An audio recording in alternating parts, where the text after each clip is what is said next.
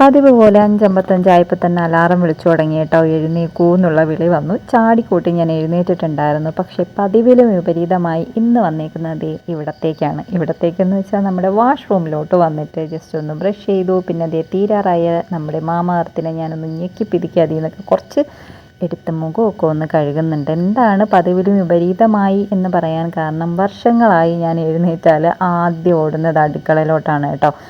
പിള്ളേർക്ക് സ്കൂളുള്ളത് കൊണ്ട് തന്നെ അടുക്കളയിലോട്ട് പോകുന്നു. കറിക്കുള്ള എന്തെങ്കിലും സംഭവം അല്ലെങ്കിൽ ചായക്കൊക്കെ വെച്ചതിന് ശേഷമായിരിക്കും ഞാൻ എൻ്റെ കാര്യമൊക്കെ ഒന്ന് നോക്കാൻ വേണ്ടിയിട്ട് വരാം.